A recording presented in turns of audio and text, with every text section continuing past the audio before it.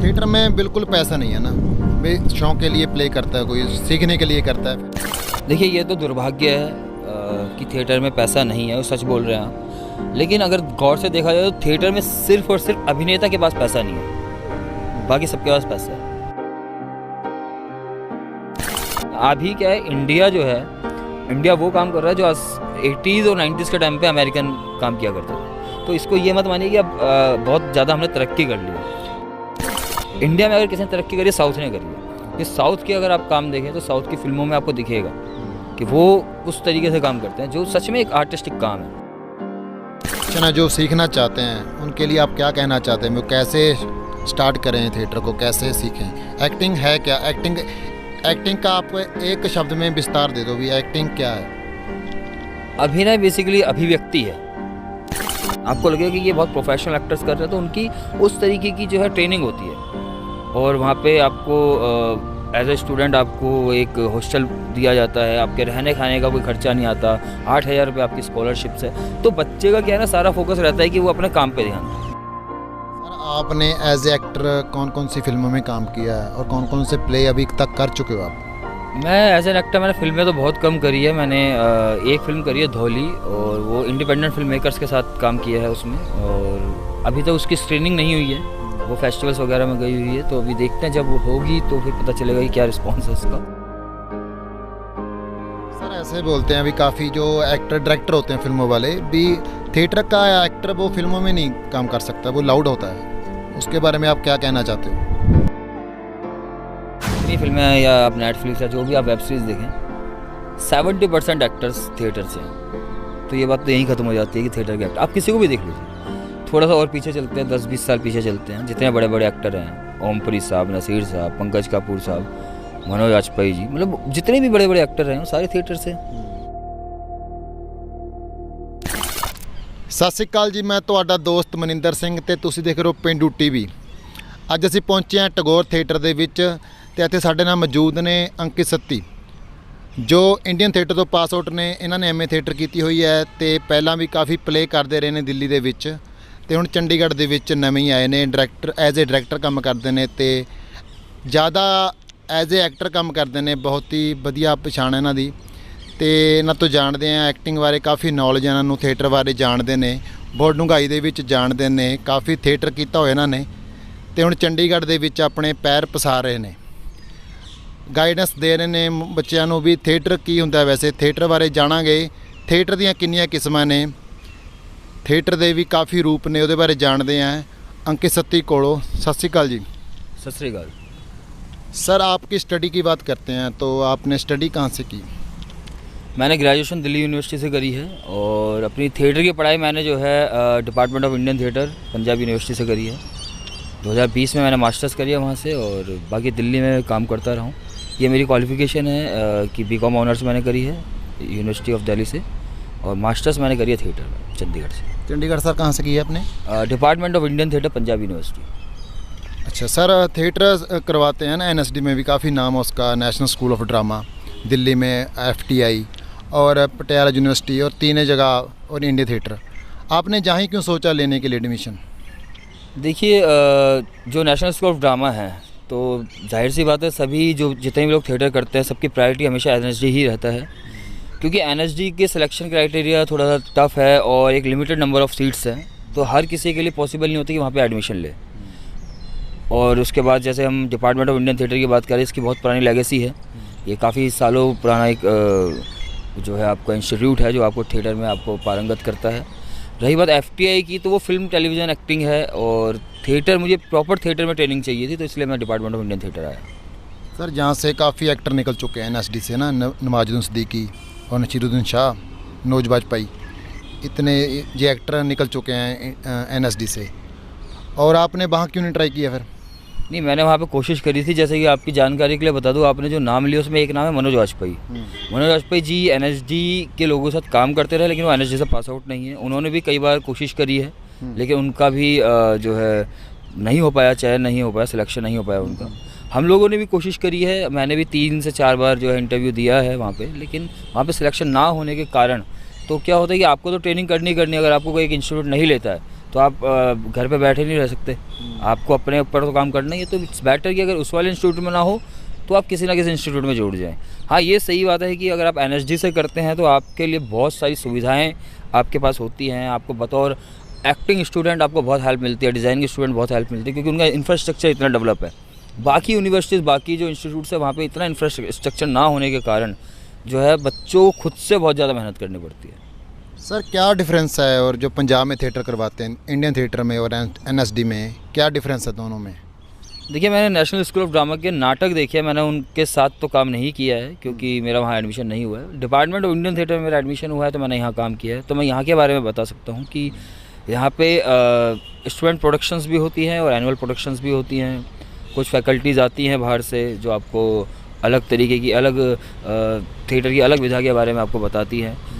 तो यही यहाँ का तजुर्बा मेरा रहा है। और आखिरी में जब हम पास आउट होने लगे थे तब तो कोरोना आ गया था, तो आखिर के 3-4 महीने हमारे भी ख़राब हुए। पूरे वर्ल्ड में थिएटर काफ़ी प्रभावित हुआ था। रही बात एनएसडी की, तो एनएसडी के नाटक देख के हम ये बिल्कुल आकलन कर सकते हैं कि अंदाज़ा लगा सकते हैं कि वहाँ का जो रंगमंच की जो प्रशिक्षण है वो बहुत ही जो है ज़बरदस्त है। क्योंकि वहाँ पे जब आप किसी भी प्रोडक्शन को वहाँ पे देखते हैं तो उसमें कहीं पे भी आपको अमेच्योर पना नज़र नहीं आएगा। आपको नहीं लगेगा कि ये कोई एक जो है स्टूडेंट्स कर रहे हैं, आपको लगेगा कि ये बहुत प्रोफेशनल एक्टर्स कर रहे हैं। तो उनकी उस तरीके की जो है ट्रेनिंग होती है। और वहाँ पे आपको एज ए स्टूडेंट आपको एक हॉस्टल दिया जाता है, आपके रहने खाने का कोई खर्चा नहीं आता, 8,000 रुपये आपकी स्कॉलरशिप्स है। तो बच्चे का क्या है ना, सारा फोकस रहता है कि वो अपने काम पे ध्यान दे। जब खाने की आपको टेंशन नहीं, रहने की आपको टेंशन नहीं है, एक मिनिस्ट्री आपको एक फ़ंड दे रही है जिससे आपके रोज़मर्रा के खर्चे निकल रहे हैं, तो आपको क्या करना है, अब आपको सारा ध्यान जो है अपने काम पे लगाना है, जो आप सीख रहे हैं वो। लेकिन बाकी यूनिवर्सिटीज़ में क्या होता है, जो कि जैसे हमारा इंडियन थिएटर डिपार्टमेंट है, कहीं आप पटियाला की बात कर रहे थे, वहाँ पे बच्चों को एमए इन थिएटर कराया जाता है। उनको स्कॉलरली काम करना पड़ता है, जैसे और कोई एमए होती है उस तरीके से इस कोर्स को लिया जाता है। जबकि ये कोर्स टोटली जो है डिपेंड करता है परफॉर्मेंस पे। और यूनिवर्सिटी इतनी कोई स्कॉलरशिप्स नहीं देती है, कोई ऐसे हॉस्टल फैसिलिटीज़ नहीं देती है हर एक बच्चे को कि वो सिर्फ अपना ध्यान जो है इस आर्ट की तरफ लगा सके और पूरा का पूरा अपने आप को इसमें झोंक सके।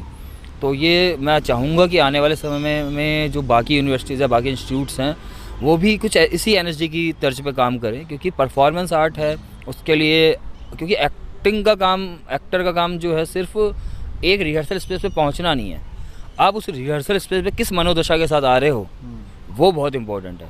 कोई इंसान खाना खा के आ रहा है, कोई खा के नहीं आ रहा है, कोई कैसे स्ट्रगल करके पहुंच रहा है, तो आप जो स्ट्रगल, जो चीज़ कैरी करके आते हो वो आपके जो है परफॉर्मेंस में, आपके उस समय काम करने में वो दिखाई देता है। सर आपने एज ए एक्टर कौन कौन सी फिल्मों में काम किया है और कौन कौन से प्ले अभी तक कर चुके हो आप? मैं एज एन एक्टर मैंने फिल्में तो बहुत कम करी है। मैंने एक फ़िल्म करी है धौली, और वो इंडिपेंडेंट फिल्म मेकर्स के साथ काम किया है उसमें, और अभी तक उसकी स्क्रीनिंग नहीं हुई है, वो फेस्टिवल्स वगैरह में गई हुई है। तो अभी देखते हैं, जब होगी तो फिर पता चलेगा कि क्या रिस्पॉन्स है उसका। सर दिल्ली में सर कौन कौन से आपने डायरेक्ट किए हैं नाटक? एज ए डायरेक्टर भी आपने काम किया काफ़ी, है ना? दिल्ली में कौन कौन से डायरेक्ट किया नाटक?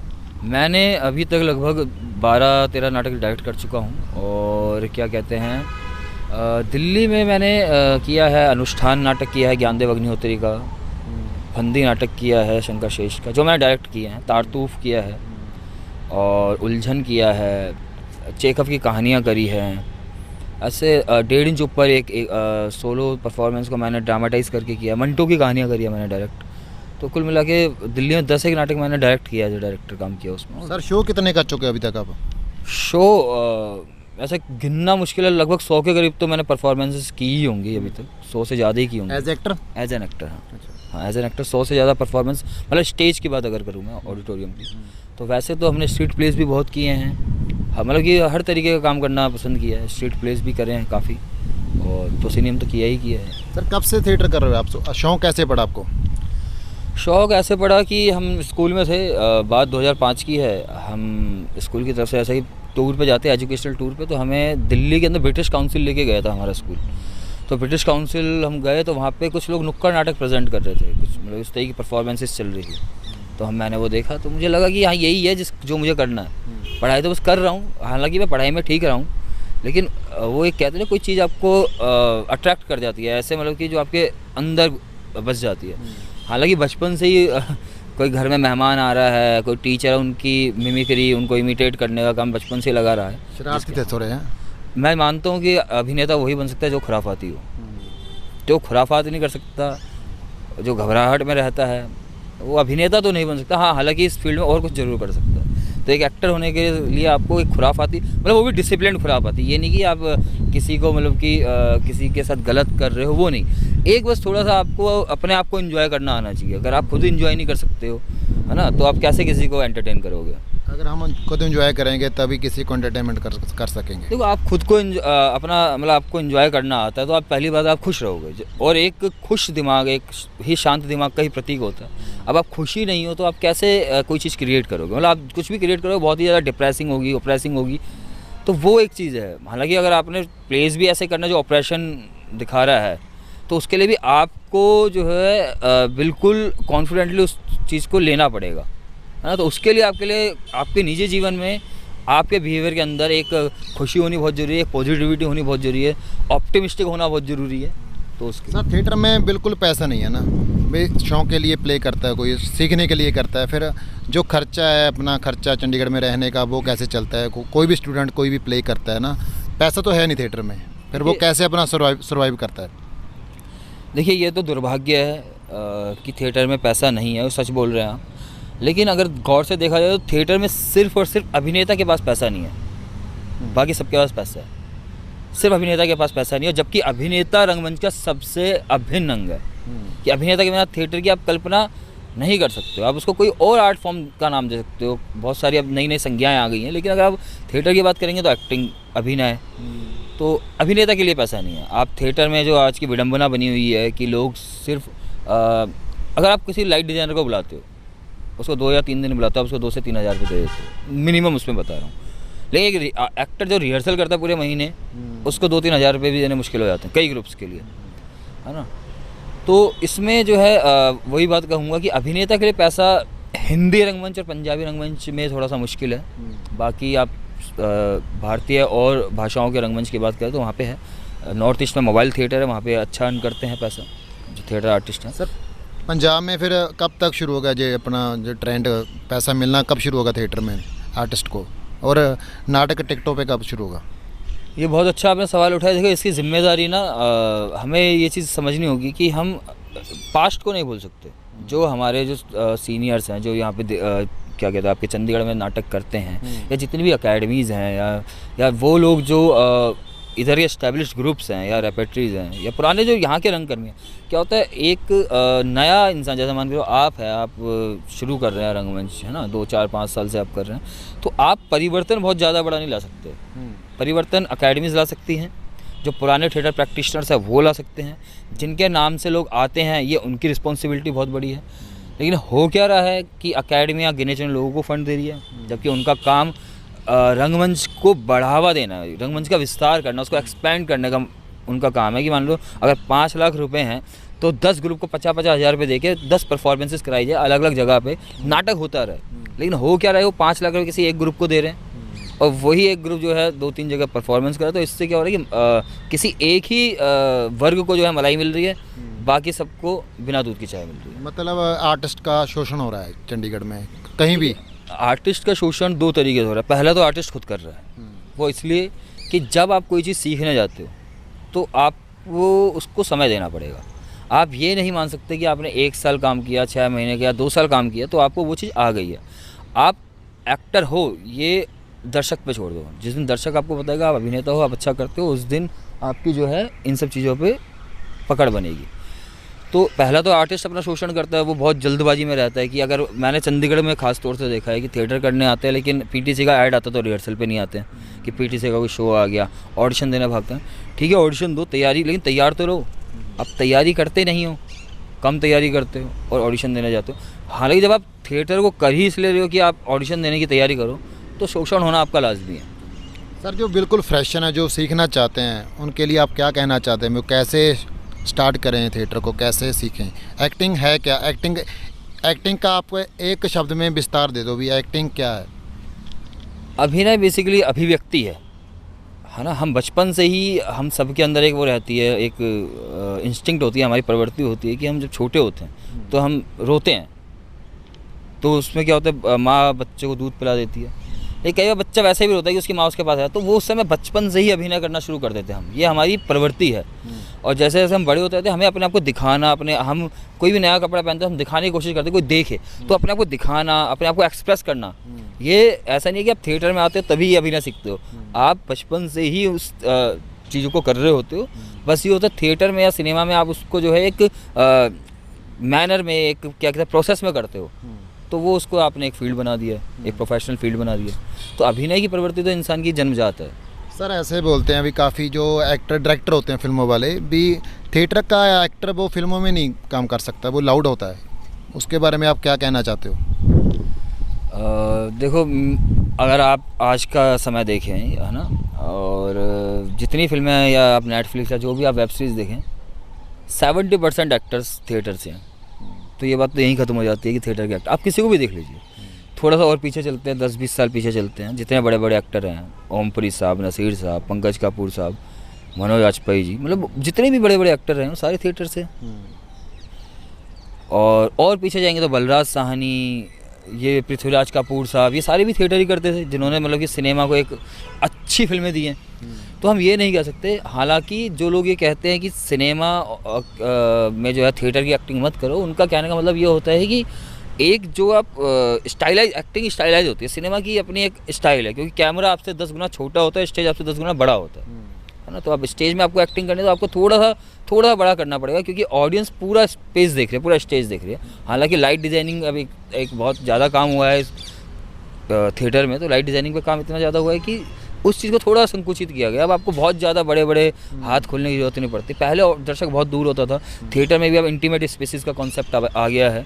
अब ये नहीं है कि आप किसी ओपन थिएटर में ही कर रहे हैं या आपको बड़े बड़े मास्क लगाने हैं। चीज़ें अब चेंज होती जा रही है, जैसे जैसे हम ग्रो कर रहे हैं एज अ ह्यूमन, हमारे पास काफ़ी सारी टेक्नोलॉजीज़ आ गई हैं, जिसकी वजह से एक्टिंग का स्टाइल भी जो है चेंज हो रहा है। तो वही है, इसमें कोई हम देखो हर डायरेक्टर का अपना है, हो सकता है किसी को लाउड एक्टिंग अच्छी लगती है, हो सकता है किसी को जो है एक्टर खेलता हुआ मज़ा आता है, हो सकता है किसी को एक्टर जीता हुआ मज़ा आता है। तो वो डायरेक्टर पर डिपेंड करता है, वो उसकी अपनी एक लिबर्टी है, वो किसको ले किसको ना ले।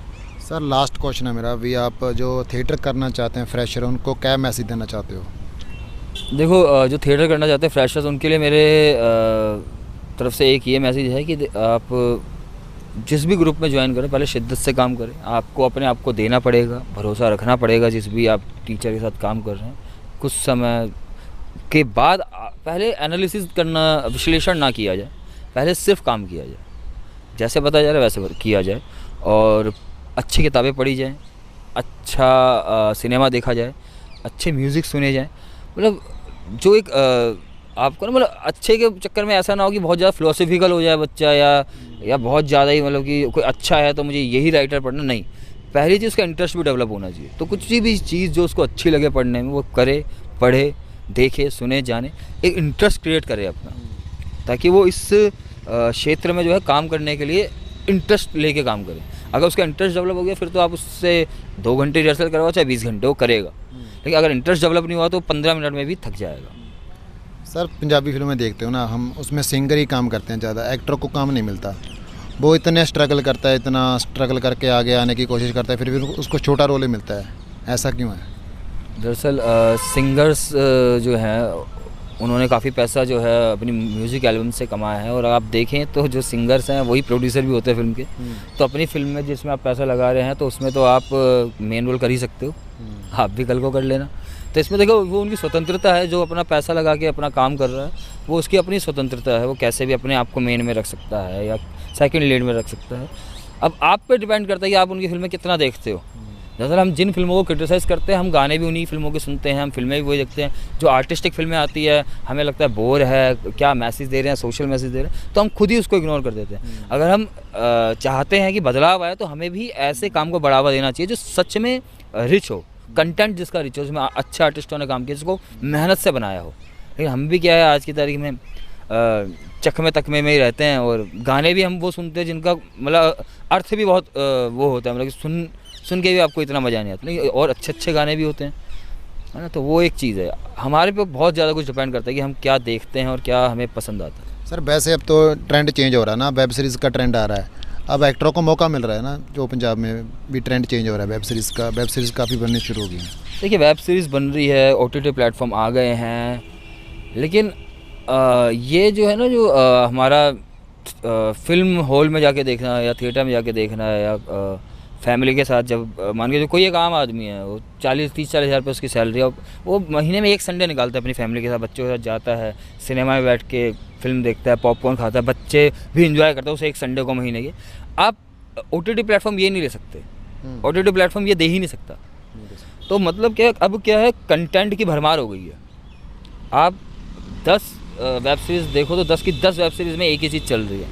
इतना ज़्यादा क्राइम दिखा दिया इन्होंने। अभी क्या है, इंडिया जो है, इंडिया वो काम कर रहा है जो 80s और 90s के टाइम पे अमेरिकन काम किया करते थे। तो इसको ये मत मानिए कि अब बहुत ज़्यादा हमने तरक्की कर ली है। इंडिया में अगर किसी ने तरक्की करी है, साउथ ने करी है। कि साउथ के अगर आप काम देखें तो साउथ की फिल्मों में आपको दिखेगा कि वो उस तरीके से काम करते हैं जो सच में एक आर्टिस्टिक काम है। इधर तो ये तो अभी कई तो फिल्में मुझे ऐसे लगती है जैसे गैंग्स ऑफ वासेपुर की नाजायज़ औलादें हैं। हद गालियाँ दिए जा रही, क्यों दिए जा रही, कोई ज़रूरत नहीं है। हकीकत में भी इतनी गालियाँ नहीं देते जितनी ये फिल्मों में उसमें दे देते हैं। 3 घंटे की फिल्म में आपने इतनी ज़्यादा गालियाँ दे दी। आप 3 घंटे किसी नॉर्मल कन्वर्सेशन करें तो 10-20 गालियाँ निकलती है। अगर आपको भी गाली देने का शौक़ है तो उसमें तो 100-200 हर सीन में गालियाँ आ रही है। आप उसको रोमांटिसाइज़ कर रहे हो, है ना। आप डार्क क्राइम इस चीज़ पे इतना काम हो गया कि इसको भी क्लीशे बना दिया है ना। इतना हर मूवी में आप डार्क दिखा रहे हो, हर मूवी में मर्डर हो रहा है। अब देखो अभी जो हमारी स्थिति है दुनिया की, यूक्रेन और रशिया की लड़ाई हो रही है ना। हम यहाँ पे बैठ कर निंदा कर रहे हैं कि नहीं होना चाहिए, सब हर जगह अपनी अपनी चीज़ें कर रहे हैं। लेकिन अभी घर जाके अगर आप देखें टीवी में तो हम देख क्या रहे हैं, वॉर मूवीज़, है ना। वॉर मूवीज़ बन रही है, युद्ध चल रहे हैं, एक बंदा गोली मार रहा है किसी को तो उस पर तालियां बज रही हो। आप समाज को दिखा क्या रहे हो? आप दिखाई क्राइम रहे हो, आप दिखाई वार रहे हो, आप दिखाई ये रहे हो कि अब आप गोली मारोगे या किसी को मारोगे तो आप हीरो कहलाओगे या आप पे सीटियाँ बजेंगी। जब आप इस तरीके से, अब क्या है ना, इस तरीके से सबको बना दिया गया, सबका माइंड मेकअप अब ऐसा ही हो गया है। अब आप दिखाओगे वार तो होगा, क्योंकि अब वार आपने एग्जिस्टेंस दिखा दिया कि वार अब जो है, युद्ध जो है वो एग्जिस्टेंस है, वही अस्तित्व है, जबकि वो अस्तित्व खत्म करता है युद्ध। तो अब इसी तरीके का काम हो रहा है। इस तरीके का काम होगा तो आप विश्व शांति की बात कहाँ से कर सकते हैं? जो सर दो देखेंगे हम वो ही करेंगे, वो बाहर देखेंगे तो वो लड़ाई करेंगे, फाइट करेंगे। हमारे जो है ना जहन को तैयार किया जा रहा है कि हमारा जहन जो है इस तरीके से हो जाए कि हम बहुत यूज्ड हो जाएं लड़ाइयों के, प्रोटेस्ट के। मतलब सरकार कुछ भी कह दे कर दे उसके खिलाफ, मतलब कि क्या नारेबाजी करोगे। मतलब कि एक ना शोषण को बहुत ज़्यादा यूज्ड कर दिया गया। सरकार भी अपने हिसाब से फैसले लिए जा रही है, थोपे जा रही है ना। एम्प्लॉयज़ भी अपने हिसाब से कभी भी बिजली की प्रोटेस्ट कर देते हैं, ये भूल जाते हैं कि आम नागरिक का क्या होगा। अभी चंडीगढ़ में 3 दिन के लिए बिजली काट दी गई थी और घरों में बिजली नहीं थी, लेकिन जितनी मार्केट ये सामने हमें दिख रही है इन सब में बिजली थी। तो परेशान कौन हुआ? आम आदमी, है ना। ऐसा सरकार तो कर ही रही है शोषण, इंसान भी इंसान का शोषण करने में व्यस्त है, वो भी कम नहीं कर रहा है। समय लंबा लगेगा काफ़ी। लास्ट क्वेश्चन आपका, आप एक्टिंग रिलेटेड, और नेचुरलिज्म और रियलिज्म में क्या फ़र्क है? देखिए आप मुझसे अभी बात कर रहे हैं, ये नेचुरलिज्म है। आप इसमें कोई हम स्क्रिप्टेड काम नहीं कर रहे हैं, कुछ ही नहीं कर रहे हैं। हमने कम से कम 15 से 20 मिनट बात करी होगी। अब मान के अब मुझे यही दृश्य जो है सिनेमा में या थिएटर में दिखाना है, तो 1-1.25 घंटे का नाटक है, तो मैं 20 मिनट तक ये सीन नहीं दिखा सकता। तो मैं उसमें क्या करूँगा, 2 मिनट का दिखाऊंगा। तो इस 20 मिनट में जो भी मुख्य बातें होंगी या जो भी सजेस्टिव चीज़ें होंगी वो मैं उसमें रखूँगा। That is realism. वो एक स्टाइल हो जाता है फिर एक्टिंग का कि हम उसमें सजेस्टिव चीज़ें रखते हैं। ठीक है सर, बहुत बहुत धन्यवाद, आपने मुझे इतना टाइम दिया, आपने टाइम निकाला हमारे लिए, धन्यवाद। बहुत बहुत शुक्रिया, आपका बहुत बहुत शुक्रिया मनिंदर जी, आपने हमारा इंटरव्यू किया। और मैं उम्मीद करता हूँ कि जो भावी पीढ़ी है, जो आने वाली रंगमंच की पीढ़ी है, वो आपका इंटरव्यू सुने, समझे और शिद्दत के साथ जो है रंगमंच के साथ जुड़े, काम करें। देखिए पैसा नहीं है, आज नहीं है, लेकिन हम भी कोशिश कर रहे हैं कि हम भी आने वाली पीढ़ी को लिए कुछ ऐसी ज़मीन तैयार कर सके जहाँ पे उनके पास पैसा हो, और बस लगे हैं और कोशिश करेंगे। बाकी सबसे अनुरोध करता हूँ जितने भी थिएटर प्रैक्टिशनर्स हैं जो काफ़ी लंबे समय से काम कर रहे हैं, थोड़ा इस ओर भी ध्यान दें कि एक नई पीढ़ी जो है रंगमंच के लिए सक्रिय होना चाहती है, काम करना चाहती है, और आपकी हमारी जिम्मेदारी है कि हम उनके लिए एक ज़मीन तो तैयार करें जहाँ पे वो एक अच्छा नाटक कर सके। धन्यवाद। ਹੁਣੇ ਅਸੀਂ ਗੱਲਬਾਤ ਕੀਤੀ ਸੀ ਅੰਕਿਤ ਸੱਤੀ ਨਾਲ, ਜੋ ਬਹੁਤ ਹੀ ਉੱਘੇ ਕਲਾਕਾਰ ਨੇ ਥੀਏਟਰ ਦੇ। ਇਹਨਾਂ ਤੋਂ ਥੀਏਟਰ ਤੋਂ ਨੌਲੇਜ ਲਿੱਤੀ ਹੈ, 100 ਦੇ ਕਰੀਬ ਇਹ ਪਰਫਾਰਮੈਂਸ ਕਰ ਚੁੱਕੇ ਨੇ ਤੇ ਗੱਲਬਾਤ ਕੀਤੀ ਹੈ। ਬਹੁਤ ਸੋਹਣਾ ਲੱਗਾ ਸਾਨੂੰ, ਥੀਏਟਰ ਬਾਰੇ ਨੌਲੇਜ ਮਿਲੀ ਹੈ ਵੀ ਐਕਟਿੰਗ ਕੀ ਹੁੰਦੀ ਹੈ, ਐਕਟਿੰਗ ਬਾਰੇ ਜਾਣਿਆ ਵੀ ਕਿੱਦਾਂ ਸਿੱਖਣਾ ਚਾਹੀਦਾ ਹੈ ਜਵਾਕਾਂ ਨੂੰ, ਜਿਹੜੇ ਬੱਚੇ ਸਿੱਖਣਾ ਚਾਹੁੰਦੇ ਨੇ ਐਕਟਿੰਗ ਬਾਰੇ, ਉਹ ਪੁੱਛਿਆ ਇਹਨਾਂ ਤੋਂ। ਤੇ ਮੇਰੇ ਨਾਲ ਕੈਮਰਾਮੈਨ CM ਪਿੰਡੂ ਟੀਵੀ।